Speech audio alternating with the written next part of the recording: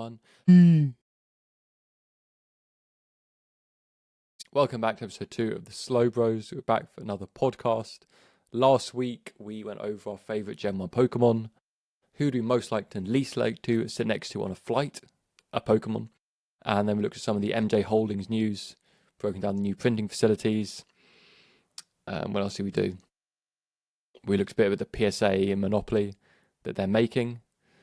And there were 2 other things. 30th anniversary.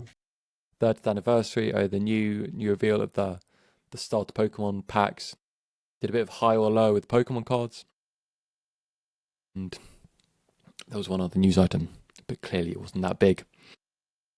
So today, similarly, we're going to start by looking at our favourite Gen 2 Pokemon as a nice continuation. Probably go through all of the generations, do a bit of the news, and then do a bit more fun games when it comes towards the end. So, Gen 2 Pokemon is a little bit harder than Gen 1 for me. I didn't really play it that much. Gold, silver, crystal. Many Gen 1 and then Gen 3. I don't know, how was it for you? I was struggling, I have to say. I also just don't know the generations that well. I think that, I remember Pokemon and I go, oh, they're in Generation 2. Oh, they're in Generation 3. So, I don't know, half and half for me. But I'll reveal more later. Wow. Stick around. Yeah, exactly. So I suppose Stick around. that's because some of them, playing the Gen 3 games, there are some Pokemon in there that I would associate with Gen 3, but apparently they're Gen 2. Like the Slugma line, the Marill line. And you just never know. But anyway, I'll kick things off with Gen 2 Pokemon, starting with Ho-Oh. And I think Lugia is the more popular choice in general. Or Lugia cards go for more, people tend to talk more about Lugia. But when I did play the remakes in Gen 4, I played Heart Gold. Ho-Oh is sort of that really mythical Pokemon that's there right from the start of the anime. And maybe it was just a bit contrarian picking Ho-Oh as well, the rainbow Pokemon. Next, we've got Ampharos. I just really like the Mareep, Flappy, and Ampharos line. I don't necessarily like the design of Ampharos as much as the other 2. Wish maybe it was a bit more sheepy, maybe like the Megaform. But I do like Ampharos. And then going into Politoed. So this is a continuation again from last week of the Poliwrath line. So Politoed is obviously the alternate evolution, the King's Rock evolution, I believe. And it's kind of similar to Ampharos. So a lot of Pokemon which have these sort of designs, a bit of weird designs. Going through them, just a green frog, and then I've got Slowking. I mean, it was a crime that no one picked Slowbro or Slowpoke in the last episode. So yeah, definitely. I actually forgot the name of the podcast at the beginning of this episode. I only remembered when you said it. Well, Slowbros for a reason. So there you go. True to the name. So we've got the Slowking this time, which is probably my preferred one of the set. Anyway, and again, I think in keeping with the Politoed, Ampharos sort of cute but weird looking designs. Next we've got Scizor. I did think about Scyther in the first one, but I thought I'd save it for Scizor in this one because I do prefer the red and black to Scyther. I think it's a nice Pokemon. And then finally we have Entei. I wanted to pick one of them, one of the 3 roaming dogs. And I just went with Entei because I almost chose Suicune just for water.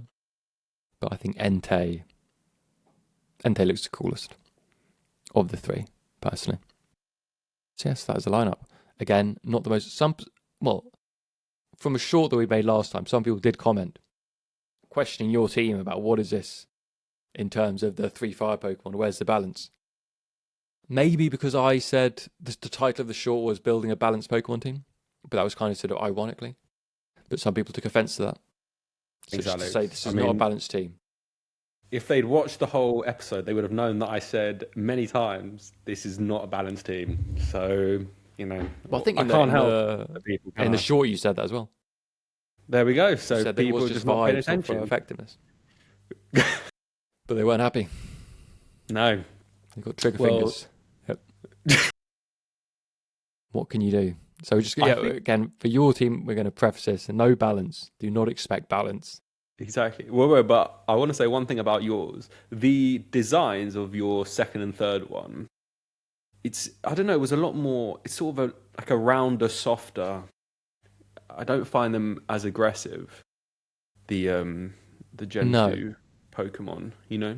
Yes, they are quite different as a collective. The design language of the Pokemon. It's kind of. I think there was a video about this. Yeah. About Pokemon designs and being more angular. And I think they're actually going to get even softer as a collective sort of generation as we move on. Right. Yeah. So it'll be exciting to recap when we get to episode 9. Yeah. Which our favourite generation was.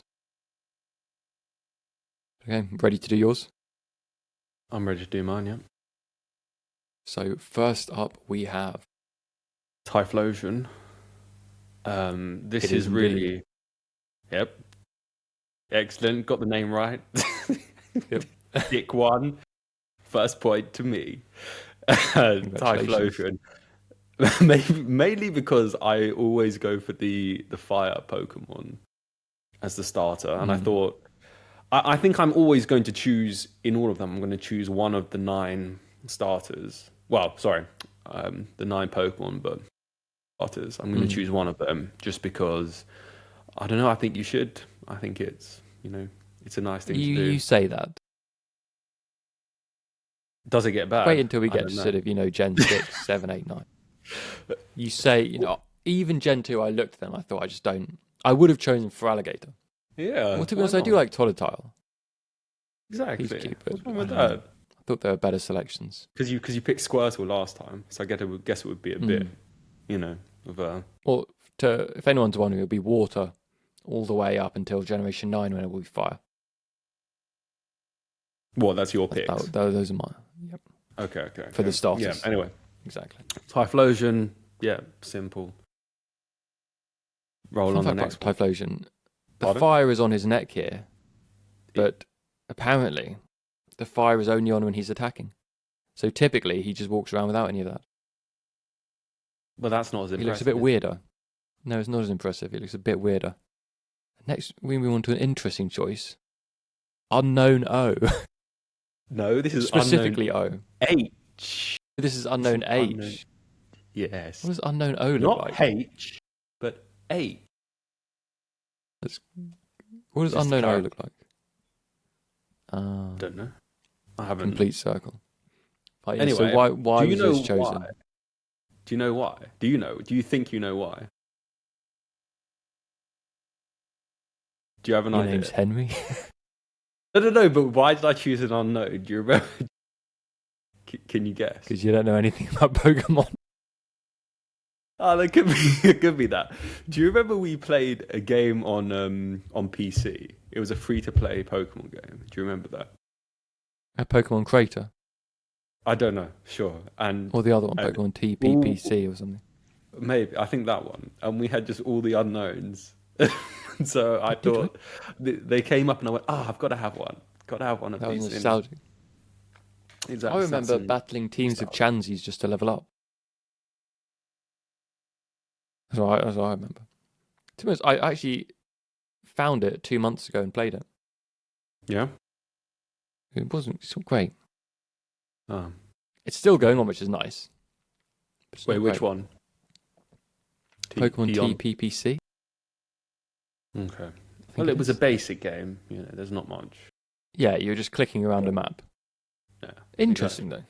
But, a bit basic. Next, I was expecting this pick. Exactly. I knew you were expecting it. Maybe Houndoom. Houndoom, again, for me, is because of that game. He was always my go-to. I think I can't remember which one. Whatever the online one was. Either of the two. But I really liked Houndoom. I think it was both we played. Extensively. Or, I don't remember. Anyway, Houndoom, big fan. Like the aesthetic. Like the... Yeah, just the Not the vibes, Mega. I suppose. Pardon? Did you look at the Mega? I can have a look now. It's just for Houndoom, there's a Mega Evolution form. Why I say this, I'll reveal your next one, because you did pick Mega Tyranitar for the next one. Yeah, that's because I clicked the wrong one.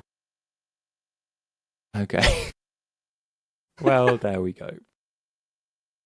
At least, see, this is why there's no Pokemon podcast like this. I also, when you put Ho-Oh up, I completely forgotten the name. And actually went, why has he chosen Moltres again? Dear. Right. Well. Anyway, look, it's entertainment, okay? If you stop watching, I don't blame you. There are other podcasts if you want more expert takes. This is more Pokemon 101. Yeah. Did you see the Tyranitar, you know, again, I think he's not a legendary Pokemon, is he? No, they're sort of the pseudo legendaries, like Tyranitar, Dragonite, not Moltres. What'd you call it? Salamence in Gen 3. Yeah. Anyway, I you know, a lot of this is me going back and going, I remember that Pokemon. I liked it in the team. The ones which stick out. Get in the team. No, that's fine. Tyranitar's a great pick. No, get in. Tyranitar, Houndoom, very good picks. Next, you've gone for one of the dogs as well. I did, exactly. Why Raikou? Balance. Nice. Yes. Exactly. Counter water. Yeah. Not because it sounded like Raichu? No, not at all. I've completely forgotten about the dogs. I saw yours because you did yours first, and I went, oh yeah. And then I went through. If you'd asked me before doing this podcast what the names were, no idea. No chance. But this one is. Can you name a Gen 3 Pokemon? A Gen 3 Pokemon? Any Gen. It's yeah. But it's hard to pick out the names. Gen 3 Pokemon.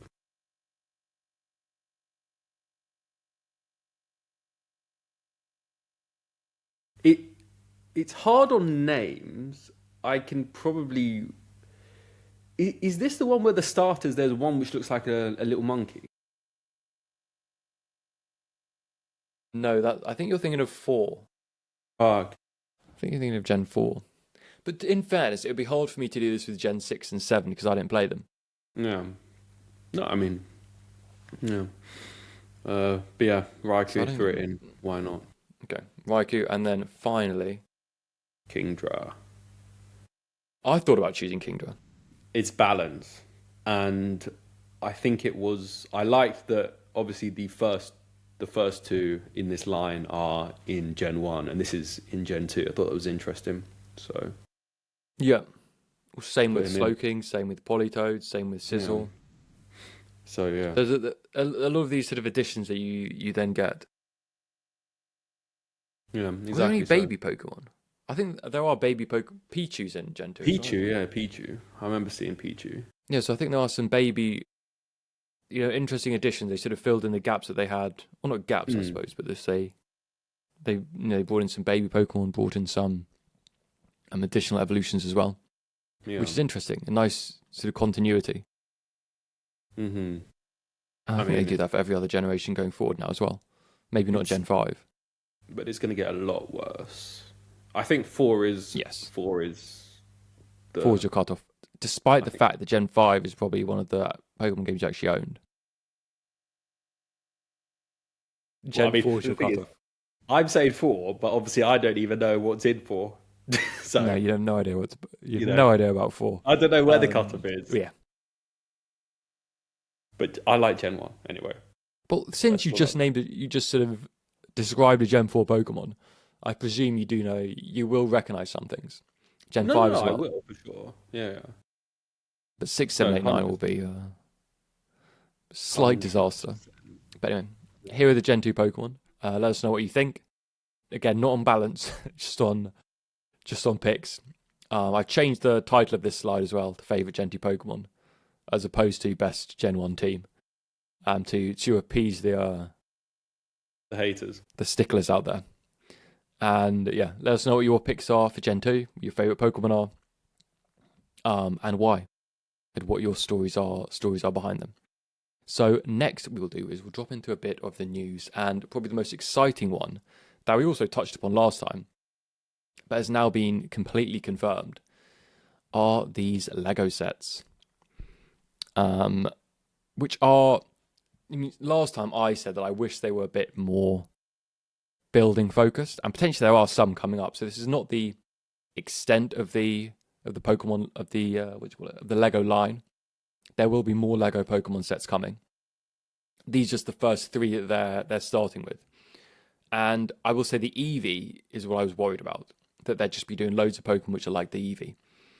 I don't mind sort of, some, but I was worried they're going to be doing a lot of them. But yeah, so thankfully that it looks like there will be more diversity in terms of the sets. But what are your impressions of the sets, the choices, the pricing that we've got here as well? I'm pretty happy that, and we can all go back because it's on record. We can go back to the first episode where I said that I'm pretty sure they're going to do the 3 starters in one set. I thought they would have gone for the base of all of them actually, but maybe that's coming. I've already seen online a lot, actually. And I don't, I'm not online much at all. But I'm not in any, Pokemon circles. But even people who are, have no interest, especially the Venusaur, Charizard, Blastoise set, people are looking to pick it up and just hold it. Because apparently there's going to be a 50,000 unit run. Oh, really? And that's it. I've pre-ordered it. Sorry? I've pre-ordered it. Well, don't quote me, but I've someone. No, not for that. Pulled that number. The main reason I pre-ordered it was for the gift with purchase. Yeah, I heard that's on eBay. It's selling, I don't know, quite well. But it can't. But the thing is, I thought eBay's pre-sale, I think it's been 30 or 40 days. So strictly speaking, people can't actually start listing on eBay. I always find it weird that people buy pre-orders from eBay. When is it coming? It's coming the 27th of February. Which is Pokemon Day, I believe. I think 27th of February is when Pokemon do all of their big announcements, because it's the day that they release the first games. Okay, fine. So I think Pokemon, so 27th of February they're releasing. Yeah. And yeah, they got the gift with purchase. I checked to see if it was online. I saw some people trying to sell the Charizard, Venusaur, Blastoise for over £1,000, which I think is ridiculous. But I pre-ordered the Pikachu and the Venusaur, Charizard, and Blastoise. Good. Interesting. Solid. But I like the sets visually. Yes. I think they look nice. People weren't happy about, I think, Venusaur's nose. People had questions about.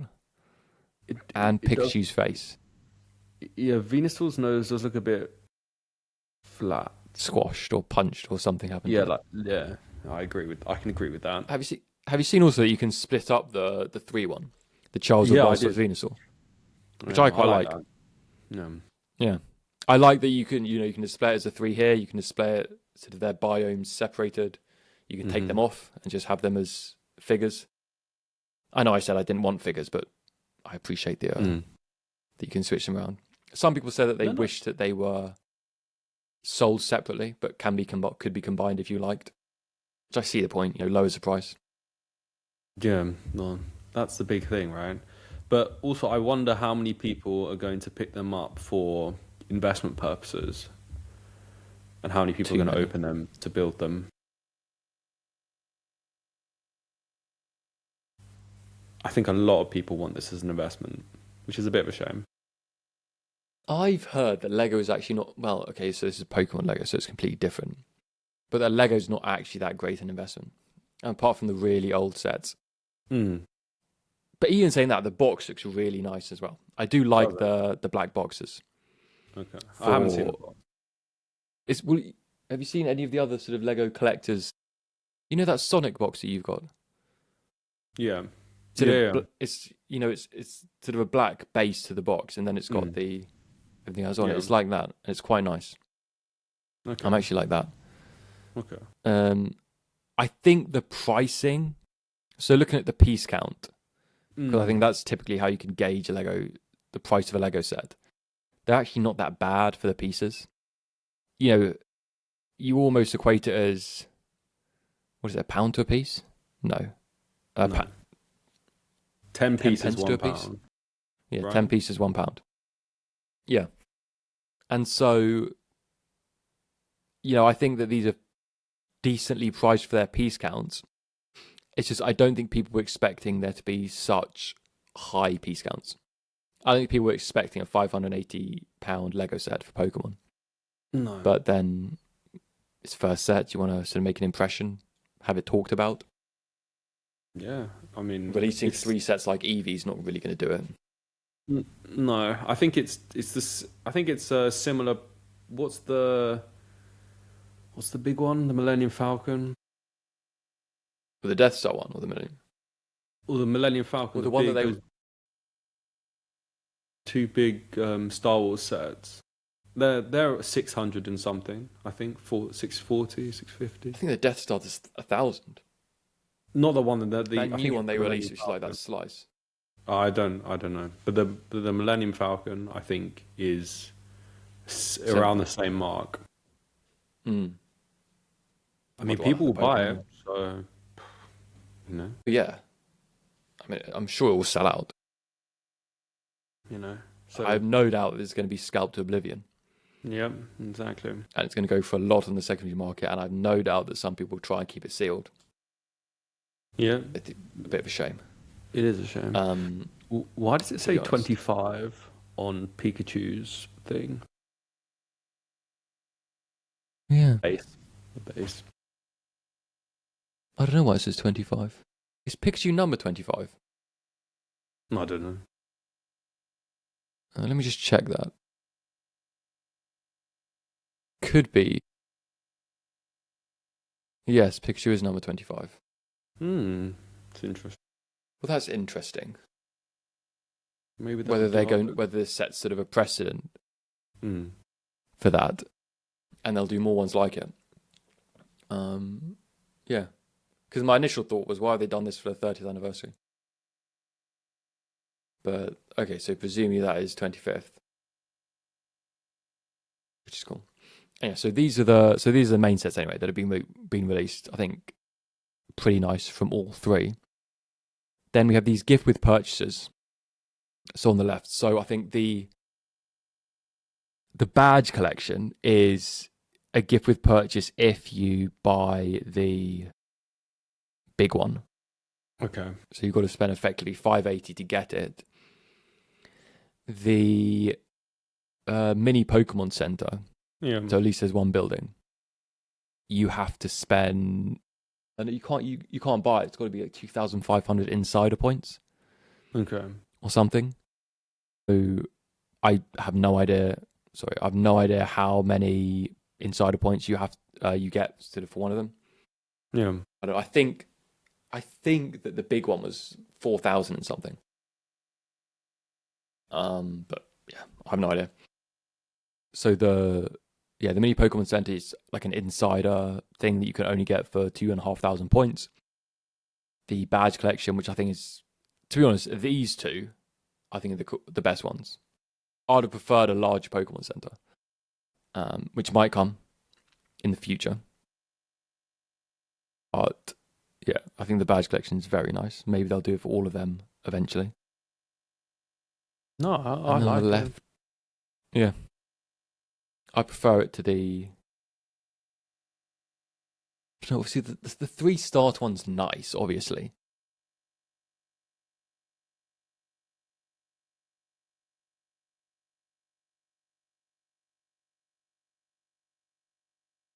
free gift as well. Maybe it is £580. Nice. Yeah, exactly. You get a free gift with it as well. And then we've got this list of the other ones that are coming, which they all sound a bit like play sets. I think small play sets, right? Yeah, it was definitely Squirtle's training buggy adventure. I mean, I'm not entirely sure what that is. But I presume these are going to be smaller, more affordable, more sort of child-focused sets. So, what these are? I don't know. None of them seem big. Then, medium. No, but I don't know who knows, right? Yeah, but looking down, some of them are just weird, like Stadium Bus. Don't know what that is, but you get 2 Pokemon. Yeah. Larvitar and Croagunk. Larvitar and Croagunk. And then Mewtwo Lab. Yeah. Could be interesting. I just don't know. Apparently there are no minifigures at all. Oh, so you've got to build the Pokemon like Eevee. I believe so. I think that people are saying that, because it says all of these are smart play sets and they've got smart bricks. Yeah, I saw them. Have you seen the Super Mario Lego sets? I know what you're talking about. I haven't seen one live. He can sort of jump and he beeps. Yeah.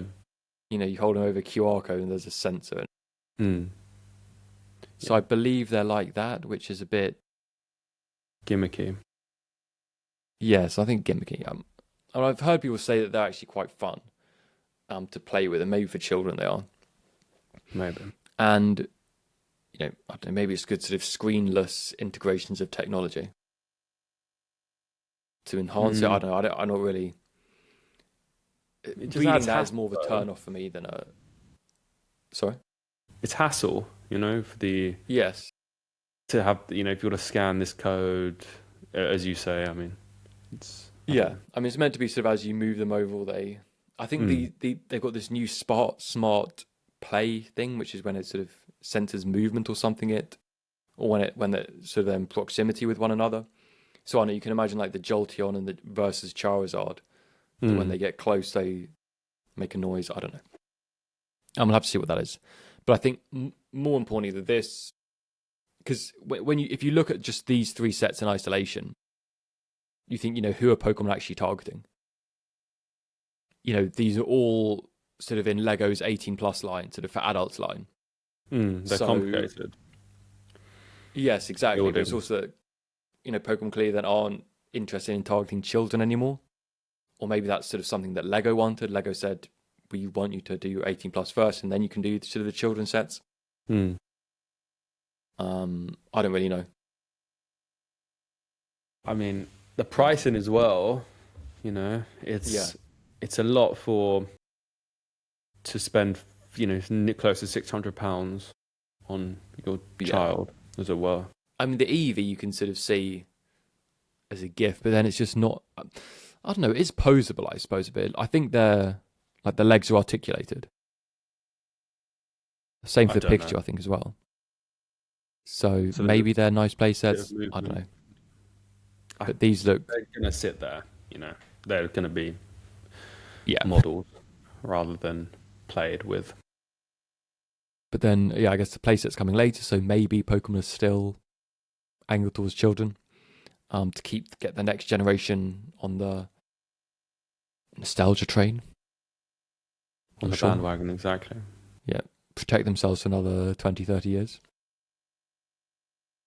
Presume that's their good business. That's their thing. Because people were sort of annoyed about the pricing. I'm saying the only people who are really interested in Pokemon are the ones who their parents are interested in Pokemon. But I think I'm sure there are children who are organically attracted to it. But we shall see. Well, is there... Because I remember that Pokemon was on TV sometimes when we were younger, Yes. I don't know what it is like now. There is still an anime. There are still. I think there's a Netflix show. Yeah. Some some concierge thing. I'm Okay. sure. Then there's Pokemon Horizons because they recently retired Ash. You know, Yeah. and then they moved to a different character. Why? I don't know. They wanted just to have a rebrand, move on. Fair I enough. suppose they've been doing it for 25 years or 28 years probably at that point. So I think they did Pokemon Horizons. I don't know how popular it is as an anime, but I think the games are the main drivers, I'd imagine, of the hobby in terms of getting people into it. I mean, Pokemon's just so big. I'm sure, you know, it's organic. Everything is until it ends. But speaking of growth of it, something that has been big sort of this year and last year is the Chinese market growing. And so these are quite popular. Well, so this is Gem Pack Volume 4, and these have been sort of some of the more popular sets internationally, the Gem Packs. And it's coming out on the 6th of February, and it's focusing on the Year of the Horse, hence why we have Ponyta here. And it'll be a spring-themed set. There are 28 different Pokemon within it. Each of them has 7 variations. So they've got these 6 holo variations. So, you know, the energy typing, Master Ball, Pokeball, and then some just different, I don't know, different patterns. And then they'll all have a special art card as well. So an illustration rare. There's this one here on the left. So that's just in terms of collectability. Sort of just to give an idea of that. And then this Ponyta artwork is unique to China.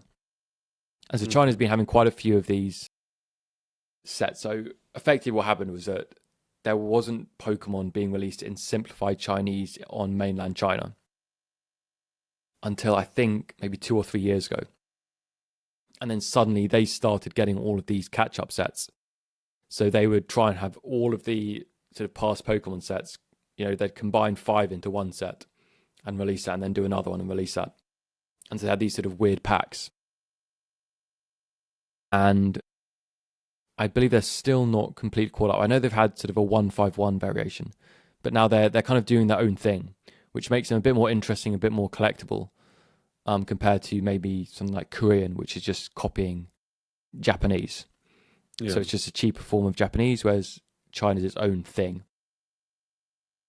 And another thing on that is that this Mew card was released, and it's the first sort of serialized, well, not serialized card, but it's the first explicitly limited run. Yeah. So where you know that there are only 1,510 of these ever printed.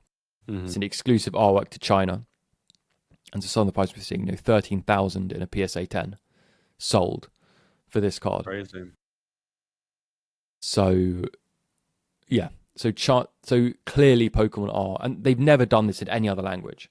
Sort of said we're doing a limited run of this specific card. Obviously everything's a limited run, but like with these actual figures. So this is being released, but part of the question is there actually demand in China, or are all of these markets just being propped up by the American and the European market having interest in these things? So you think that the Western countries are buying these packs? Yeah, for sure. I know a lot of them are being, people ask me if I'm gonna have Chinese packs, if I've got Gem Pack Volume 3 or the 151 packs. Yeah. People are interested in them. Why would it not be interesting for, the native Chinese? I don't know. Have you heard something? Or no, I don't know, because I know that for Korean, I have a feeling there's more demand internationally. Really? That it's not so demanded, in Korea. Obviously there were some sets which are very popular, but I think that most of them are, or a large proportion of the cars intended for, let's say, the Korean domestic market are being exported. And I have a feeling it's the same for the Chinese one. But I think in general there's this push from Pokemon to, I suppose, Southeast Asia, or just to Japan's neighbours in general, to try and boost the popularity there. Because they're well established in America and Europe, but they seem to be trying to do, I think there was some sort of internal policy document they were trying to push into India and sort of spread into that market. Clearly they did the numbers, or they did the maths, and they realised the numbers look good for sales. Yeah. Well, potential there sales. are a lot of people, right? China, India. Exactly. A lot. Well north of 2 billion, just in those countries. Exactly. So, huge untapped market for them. More than Europe and the US in one of those countries. Yeah, definitely. In terms of the market. But there's clearly, with releasing all of these unique artworks, there's clearly a way to try to appeal to the Chinese market. And for example, this card, people are saying that, they can never. It would be a big move for Pokemon to reprint this in another language, because it would sort of crush the desirability or the collectability of the Chinese market that they're creating. Exactly. So this is what, a Mew EX card? Yeah. Okay. Yeah. I don't know how it was given out. I don't know how people got it. Because obviously it's not a card sort of released in a regular set, so I'm not entirely sure.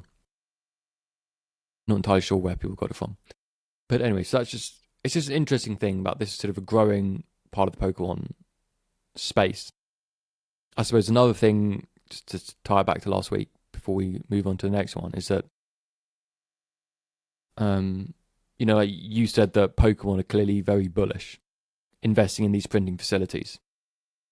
And part of their strategy does seem to be breaking into new markets, and that they haven't been in previously.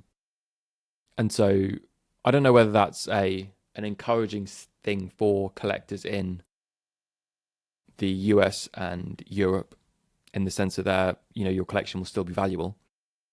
But I suppose it does mean that. If there's a increase, yeah.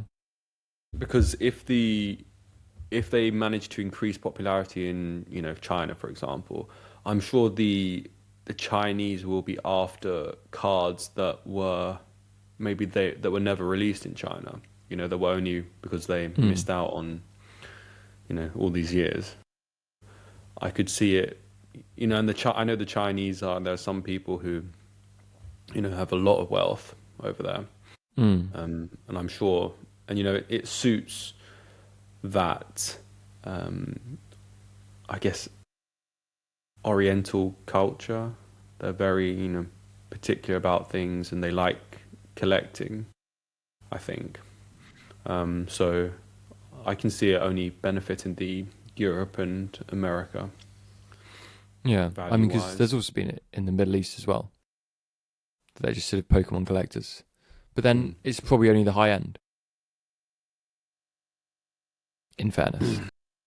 But I suppose that's always the way. That the best, the things that will hold the value the most are the high end ones, as opposed to the low end ones. Let's jump out. Let's go to this one first. Okay. Speaking of high end, and unique collectibles. Mm-hmm. So this is an Illustrator contest card. So I believe that these ones were given out when Coro Coro magazine or comics would have held an Illustrator contest, and then some of those, the winners would have gone onto a card. Just seeing if I've got any examples. I do somewhere, but I can't see it right now. But anyway, so like in the Pokemon vending series, which some people may know about, there are sort of fan illustrations in there and other things. And if you won these illustrated competitions, you'd get this card. So these ones are quite unique because you can't get them any other way. You had to win an illustrated contest. And this has then, I think, it was popular or popularized even more so because Logan Paul bought it for 5.2 million, I think, in 2020. So he bought this card for 5. I believe so. Okay. Well, I believe it's 1 of 1 in terms of its condition. Right. Well, I'm not sure. There are other illustrated cards. I don't know the exact numbers, but he bought it for 5.2 million. And then he had it graded. Yeah. Apparently had it graded a lot because it kept coming back a 9. And eventually it got a 10. Right. I believe he kept, it came back, he opened the slab, he gave it back. Eventually it was a 10. Yeah, try again. Exactly. Send it with a few more $100 bills. Exactly. Next time. But looking at the back of this card, it's clearly not a 10. Cool. That it's damaged. You can see sort of whitening around the edges. It's not in great condition. And then I think he had it sort of put around a necklace that he used to wear when he was wrestling, doing WWE. He would wear it. And that it comes with a necklace. So that's I don't know if they're diamonds or I'm not sure what this necklace is. But they do. Well, let's actually. Let me see, because I've got where's the auction? So it's on Goldins. Let me have a look to see what exactly. What the necklace is. Because obviously it's already up to 5.1 million and there's a long time. Yeah, 31 days. Okay, so includes custom diamond necklace. Okay. Worn to WrestleMania 38. So, sure. I don't know how many diamonds there are or how many carats there are. Totaling approximately 35 carats of VVS1 clarity natural diamonds. So so the chain is apparently valued at 75,000. So irrelevant. Yeah, irrelevant when it comes down to this. It will be hand delivered by Logan Paul himself. It detracts from the value, I think. Potentially. So, and presumably it will be on a video as well. Of course. Because you've got to do it for the views. Exactly. So that will be going on. And yeah, up to 5.1 million with 31 days to go. So obviously it's going to surpass it. I don't know if this is 5.1 with the buyer's premium or without. It doesn't. Normally fees on top, I would say. I think it will for be. The auction house. Oh no, this is 6.3 million with the buyer's premium. Yeah, exactly. So that's crazy. But I suppose it goes to, again, when you have all of these, different markets, there are people with a lot of money in China, with a lot of money in the Middle East. Yeah. Who would, happy to drop this much on a Pokemon card and not worry too much about it. So it's interesting with this. There was also, Kevin O'Leary. I've heard the name. He does Shark Tank in America. They're Dragon's Den. And he's a bald one. Yeah, I remember. And he bought Winner in a, what do you call it, with like 2 other people. So it's not a conglomerate, but no. I can't remember what it's called. But anyway, the 3 of them pulled their money together and they bought this 1 of 1 sports card for 13 million. I think it had a Kobe Bryant and a Michael Jordan autograph on it. So both of theirs. Wow. And fabric from both of their jerseys, I believe, match worn. So it went for 13 million. And then everyone's saying, this is sort of, cards in our investment class because these people are buying them. So, I mean, clearly. On some level, they are. What is it? Because there's also this idea Well, of the greater fool theory. That when you're investing in something like this, all that you need to do is you need to find a bigger fool than yourself. mm, So if you buy it for 60 million, you need to find a fool who's willing to buy it for 7 or 8. But eventually, you're the biggest. And no one's willing to take it off your hands. but the value is given by, society. I mean, you know the story about diamonds, right? How they came to be, This. and the They engagement just ring cornered the market. marketing, basically. Yeah. So they were basically sitting around with a load of diamonds going, they're not really worth much. We've got a load of them. How are we going to, market it? And so they came up, well, their marketing team came up with the concept of engagement rings. I don't know, in the the 19th, no, 40s, 50s, probably not 40s, 50s, let's say. And so they were not worthless before, but they were not valued as highly as they are now, obviously. Mm. So, it's possible. No, yes. It's true. Possible. It's... And there are some almost like weird one-off Ferraris that, I'm talking from sort of the 60s, maybe 50s, 60s, 70s, where they're literally a one of one. There's one Ferrari that is like a shooting brake. It almost looks like an old bread van, and it's sold for ridiculous amount of money. Maybe. But, I mean, cars, it's hard because you've got to maintain them. Yeah. At least Pokemon cards. It's easy. It's just as long as it's graded. Just stick it in a drawer. Or wear it around your neck. Or wear it around your neck to WrestleMania. Okay, whatever you want. I don't know.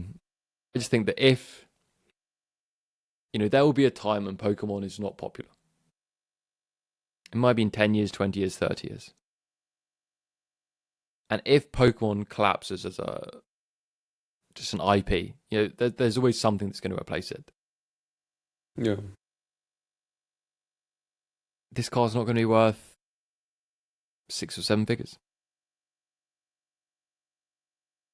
And so someone at some point along the line, and it might be completely insignificant to them anyway, but someone somewhere is going to lose a lot of money on this card. And on lots of cards as well. For sure. I think the other thing that, because there are people on YouTube who say, who are Pokemon investors, and they say, look, this is selling for this is big evidence that the Pokemon market is a good investment, a safe haven for your money, better than the stock market and all these other things. I think the point is that, sure, if you're playing at the top, this is not the same as a Pokemon card that's worth £50 to £100. They're not really the same market. The car market, the ones which fetch a premium are not the same as all the others. So you'll see that, I know people say, the classic car market is crashing. But as a whole, at the low end, possibly. But the high end things will always... Well, I say they'll always retain their value, but I also don't think this is always going to retain its value. But I think the point being that just the market, the different ends of the market move in very different ways. For sure. And that's just because, at the top end of the market, normally, there are just less... There might be less people who have the money to buy it, but also there are just less of these cards. So, this is a one of one. So... And people always want the status of the rarest item. Exactly. But they will say that all you need is two people with a lot of money to get into a bidding war. Yeah, so we'll see how this goes. And that's the secret to a successful auction. Keep it updated. Alex. See you in 31 days. Exactly. to find out the outcome. Any predictions?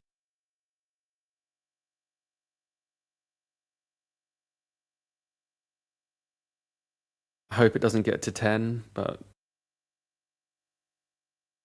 9 31 9 days. 9 9. I think it would be 7 figures. I don't. To be honest, I don't actually know how much whether Goldin has been accused of shill bidding or not, or defensive bidding. Bidding up your own item. Yeah. So you actually never know. Logan Paul's not he doesn't have the cleanest rap sheet. No, he doesn't. So you never know. And he's got a very good relationship with, I believe, Ken Goldin. It is. So whether he's bidding up his own thing, you never know. But I wouldn't put it past Logan Paul to shill bid his own thing. Anyway, so let's move on to the next item. And before we do that, I'm going to go and get my charger because I've only got 5% battery. All right. No foresight here. Well, I thought it holds battery a bit more. Anyway, I'll be back in a minute. Okay.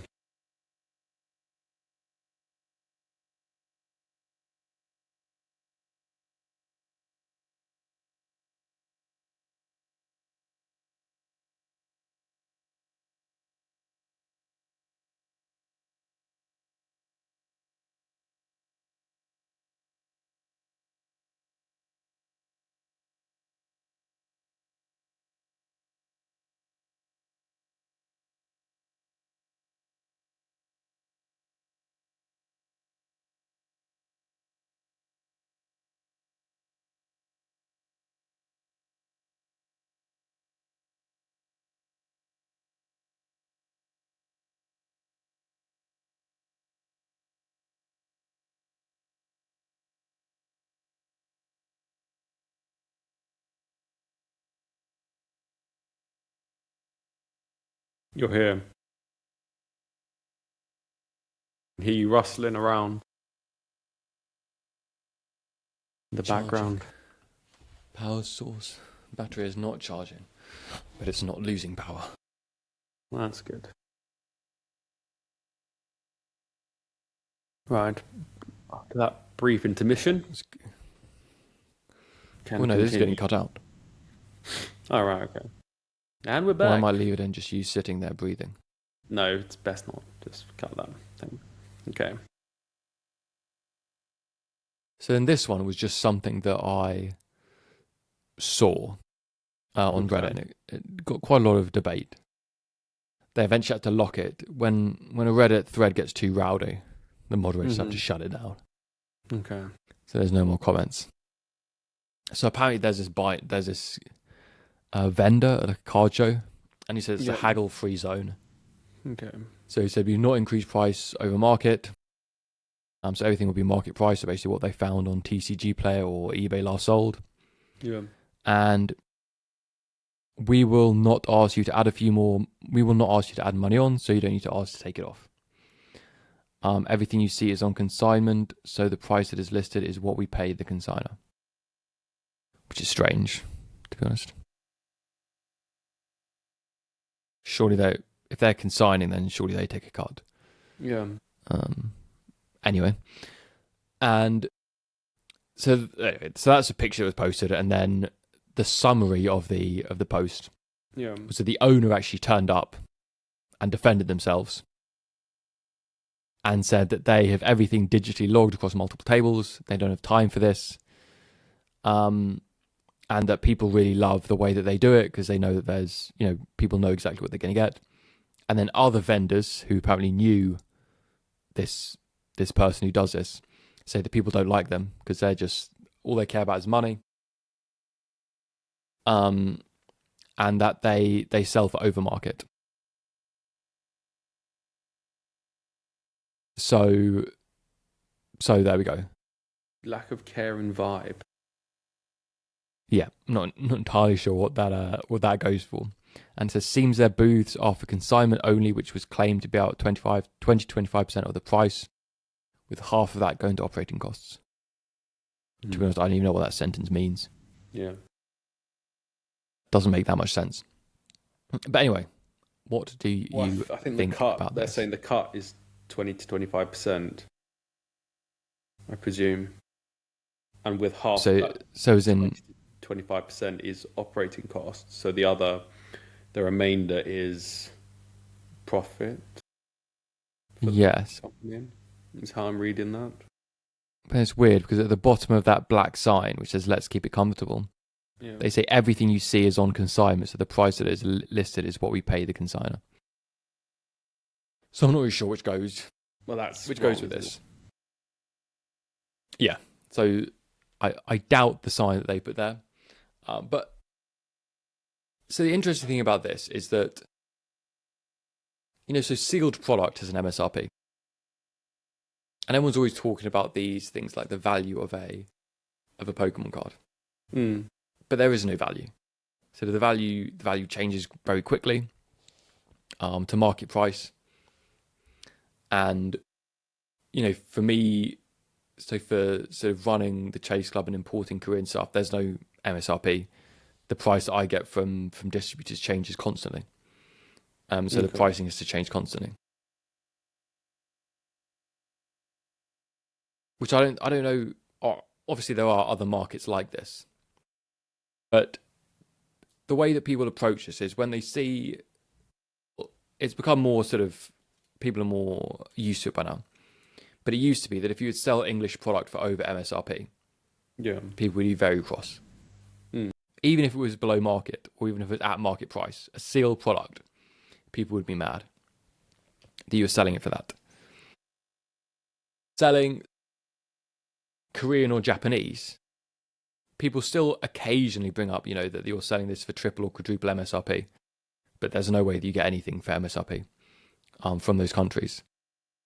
But when it comes to sealed product that's from the last era or that's out of print, or when you get singles, it's sort of it's free country in terms of pricing structure. Yeah. And so that's really sort of what you see here, and in terms of a lot of vendors doing. So vendors buy for a percentage and then they sell it, which is the way it should be. They have to make money. I don't know. I saw this and I just thought that fair enough. It says Hail Free Zone. Effectively, it's his shop instead of this little space. I mean, and I think that don't understand the people complaining. No, but even for the MSRP thing, it's just that unfortunately market price is market price. Well, yeah, and the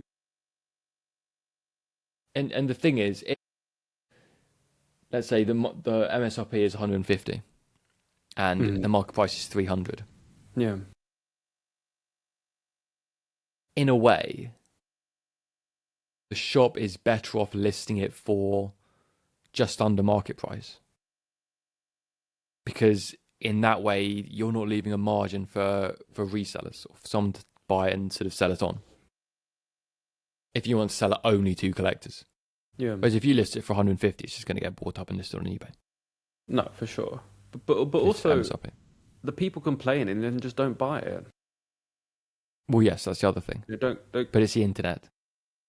I know. Well, we're sort of trying to sell a car at the moment. So people mess. One guy, like literally today, and he's been messaging me, and he goes, so it's up for 14,000, and he emails me going, yeah, I've looked at Auto Trader. So Auto Trader is a big UK website for selling cars, bikes. It's pretty much the go-to. And he said, look, I've put it into the details of the car into, mileage, etc., into Auto Trader's valuation tool, and it's coming out at 12.5. Can we now have a discussion about price? And I said, well, I go to him, I say, say the mileage for, it's needed for this. So the mileage of the car is 35,000, and it's a really, really low mileage for the car for this year. And the next lowest mileage is 51,000, and the dealer selling it that dealer has it up for 15,000, that car.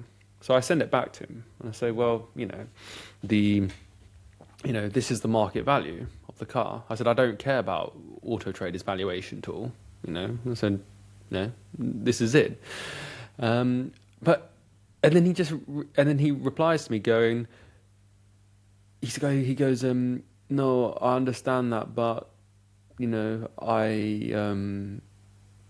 said something about that he didn't want to pay that, and he'd like a discussion around price. And I said, look, take it or leave it. I don't, it's fairly priced, and it is fairly priced, and people just can't fathom that. The market. And I literally wrote to him in the email, the market price. This is the market price, and it may not be what you want it to be, but that is the price. Yes, well, I think that's the thing. I said, go buy another one in my lovely, what would you say? I'll leave that open-ended. Demeanor. I see. Well, it's a text. Exactly. Well, we can cut that out. Well, it's I don't know, that people, maybe they have price history. They remember how things used to be, but then the market changed. Exactly. And people just don't see that. Yeah. No. Actually, he was don't cut it. He was saying that he's been watching the market for a while, and that things have been selling around, I don't know, 13,000. I mean, but it doesn't matter, Right now, these are your options on the table. Yes. These are the available cars. So, That's an interesting thing. Because for some things, some people price on the last sold. So obviously you can see it on eBay. Yeah. Whereas some people price on the low list. Mm. And I think that the low list is probably more accurate. The low list is probably a more natural way, I'll say natural, but more realistic way in terms that markets function, in that if something becomes incredibly popular, the way that it moves up in price is that all of the ones below a certain price are bought out. And then your new floor just raises. Yeah. And so then there might have been lows which sold for 150, but if the next lowest listing is 200, then the floor's moved up. Exactly. Unless someone's willing to come in and then, I suppose the way it can go down is that if someone bought it for only £50 5 years ago and said, I'll take 150, just sell it really quickly. Obviously those are one ways, but you need a lot of things to go onto the market for that to happen. But eventually it's just, so the floor gets bought up. And so a lot of people do sell things for the low list, as opposed to anything else. But there's always, people are always unhappy about pricing. I mean, people try and haggle with me on sort of, website prices. And I think it's interesting because you wouldn't go into any other shop. You wouldn't go into Tesco and say, can we do a deal on this? I've bought all of these groceries.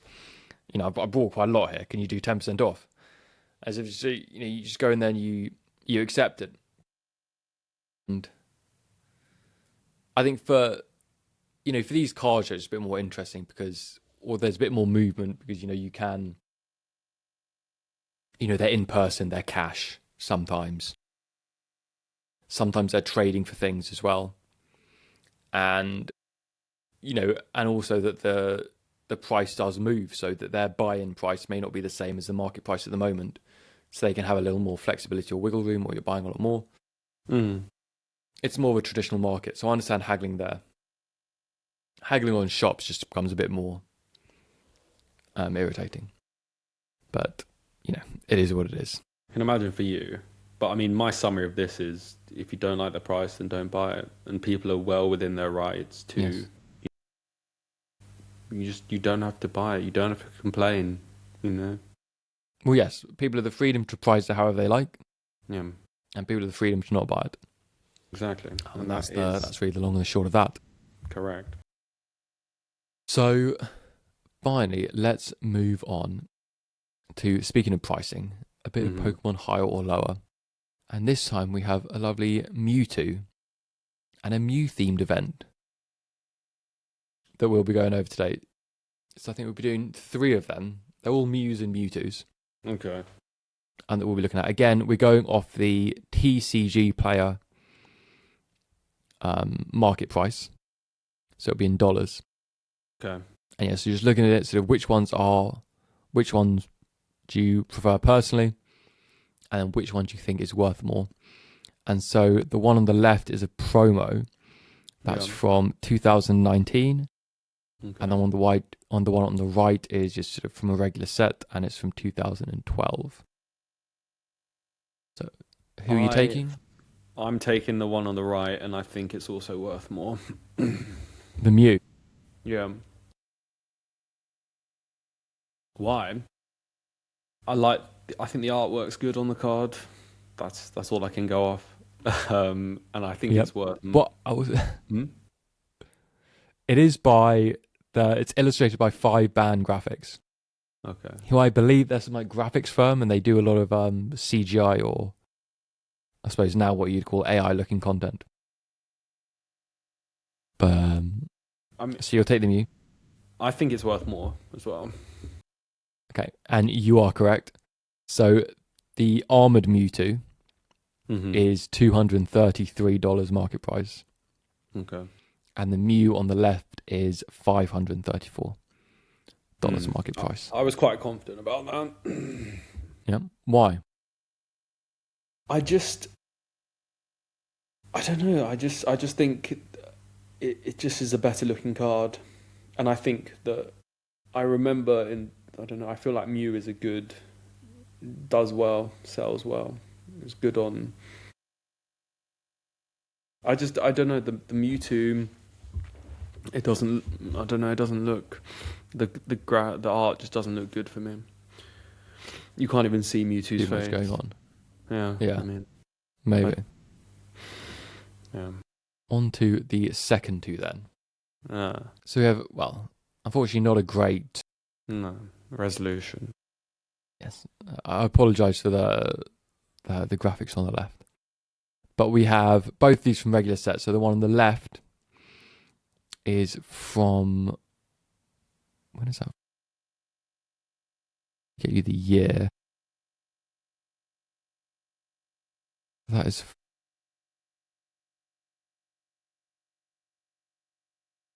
Don't you know? And I don't have some Shining Legends. Shining Legends, when did Shining Legends release?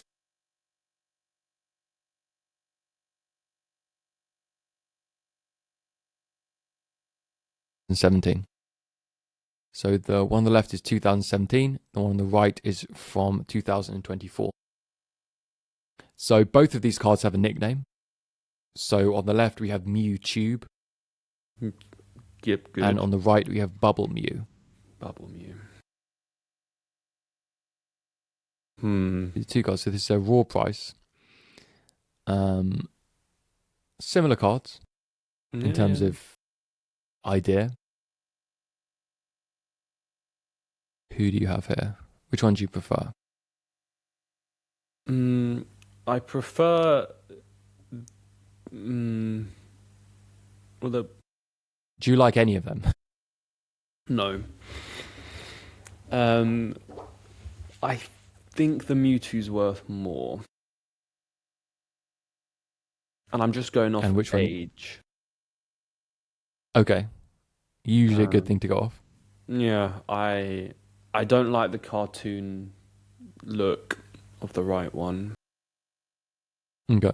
and I just you can't again. I don't understand. You can't see Mewtwo's face. I mean, yeah, he's in a tube.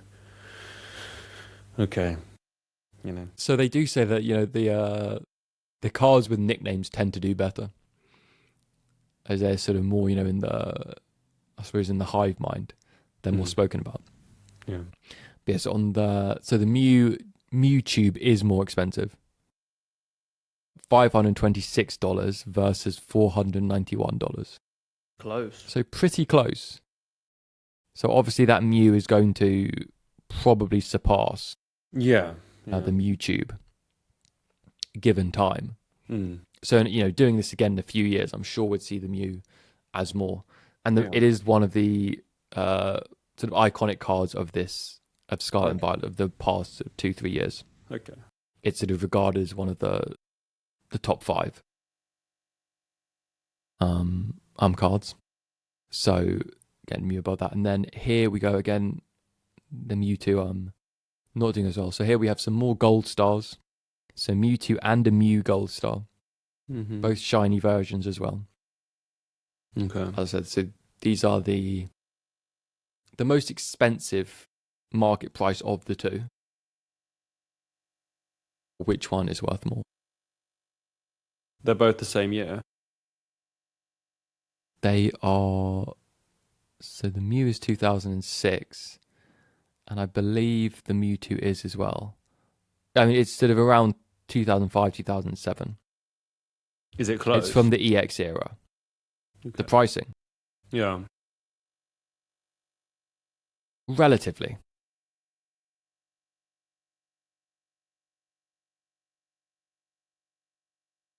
Percentage-wise, they're within 20% of one another. Okay.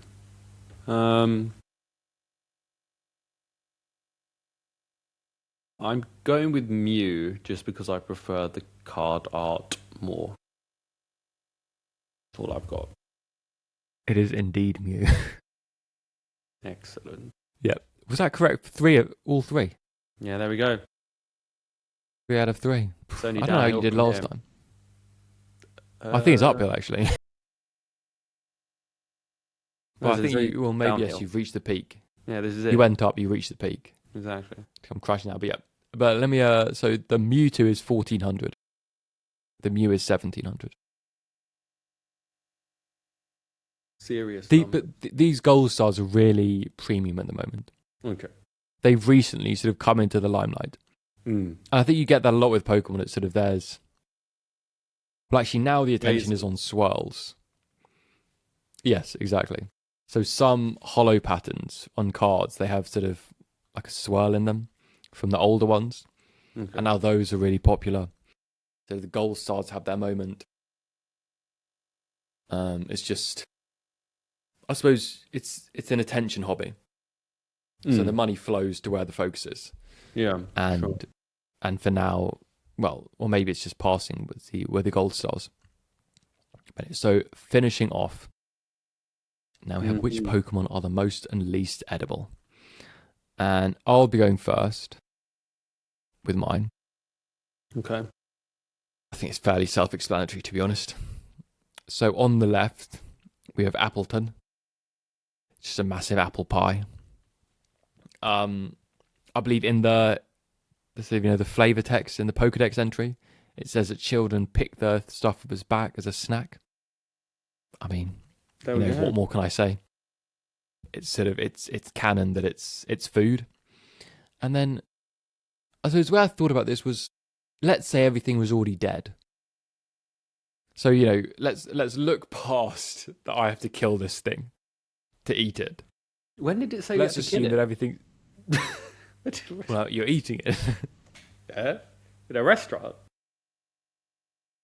What is this? Well, that's what I meant. Sort of, let's say that you're at the food preparation stage. It's dead. The Pokemon's dead, and you're going to eat it. And I was thinking, sort of, which one could you not eat? And you look at the rock Pokemon, the sort of the metal ones. I think, well, ground up enough, I could eat that. It's a powder. And that's all. Well, as a ghost, I mean, I can't eat a ghost. Maybe I can actually. I don't know. No, I don't think I can eat a ghost. You can't eat a ghost. It's like air. You can't eat air. Probably not. And then, on top of this, Ghastly is ghost poison. I can't eat poison ghost. And this is the thought process. So I think, I don't think you could advance on this. On the least edible, I think I've done pretty well. On the most edible, I think on the most edible, sure, there were some other contenders, which we will now turn to. We have. So, what have we got here? We've got some honeycomb. I don't know the name of the Pokemon, but I know that's honeycomb. Combi. And for my mixed with a B, esoteric health friends, honeycomb is pretty healthy. So, I mean, it had to be there. The least edible is Taurus. Mainly because I think that, as you said, you have to kill it. I think this would be an absolute nightmare to kill a charging bull. And that's that, basically. And moving around in herds, usually. But we're going for the least edible. A cow.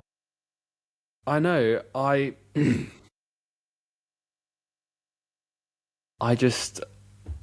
think it's too difficult. Though I guess you could have just shoot it.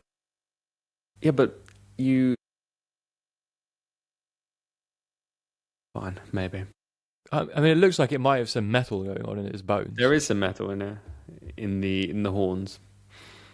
I've no doubt that if it were up to us to go out and which animal could we hunt. I'm having some honeycomb things.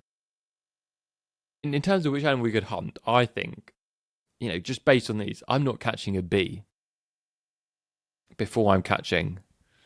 Let me just check how much it weighs. Mm-hmm. Just before I make a final call, because I didn't actually check this, but before I make a final call, mm-hmm. An Appleton weighs 13 kilos. Well, it's nothing. 30. I mean, I've got a better chance of killing that than a bee. Yeah, probably. Yeah. I appreciate that, but see, the problem is it can fly. I know. I'm just thinking about that now. I think we've got to next time. We've got to be really specific about what we. I don't think you thought this through. No, I don't think we've thought this through. Well, I don't think I've thought this through well. I think open to interpretation is better. I just don't think you thought this through. You thought through the electrode a lot more. Which one? The electrode. Oh, the electrode from last week. Well, but to be honest, if you say edible, honeycomb is edible, isn't it? Yes. Yes, so I suppose you don't have to catch it necessarily. Yeah, but then that messes up for my next one. It does mess up for your next one. Because I wanted to choose some, you could have just gone and chose, I don't know, Charizard, because he'll just fly away and you'll never catch him. So I wanted to make it at least That's somewhat... why I had it in my head that they're already dead. Exactly. So, because I wanted things, well, I didn't want to go too left field. I wanted it to be in the realms of it could be food. Or not, some like Ditto or something. Was that marshmallow? I don't know. What's some really weird ones? I'm sure it tastes like one. Is there a clown? Mr. Mime? Is that a clown? Yeah, Mr. Mime. Like, I think that's a bit like cannibalism, isn't it? That feels a bit cannibalism. I was trying to keep it within the realms of, possibility of eating, and Normal, yes. yeah, I just thought that the ball would be really hard to catch, basically. Yes. It's I not think something. from the angle you were going for, I understand. Okay. However, I question the bee. Well, But anyway, there we go. I looked at it as honeycomb, but admittedly, Yes. stupid thing can fly. So, Yes, you were so blinded by your excitement of seeing honeycomb. I mean, You ignored the silly you wings. ignored the eyes, the wings, the stinger. It looks like it's got at the eyes? back. I didn't ignore the eyes. It's a Pokemon. They've all got to have eyes. Not the eyes. The stinger at the back. I suppose so. I suppose they do. I don't think there are any Pokemon without eyes. No. Let us know. Yeah. Does the unknown O of unknown ancient Pokemon? It's got eyes. It's got an eye, yes. There we go. Well, that's something. Exactly. I don't know if maybe. Let us know if there are Pokemon without eyes. Mm-hmm. I think they all do. I feel like the Aegislash Doublade line might not have it. They're a sword and a shield, but maybe they do. I don't know. But anyway, I believe that's the last thing. Yeah, it is. That is indeed. So yeah, let us know who you think's got done the best here, with the most and least edible. Let us know what your calls are as well. No. Let us know your Gen 2 Pokemon. And if you've got any questions, comments about the news topics we spoke about today, please let us know in the comments below. And yeah, we will see you in the next episode. Bye-bye. Take it easy.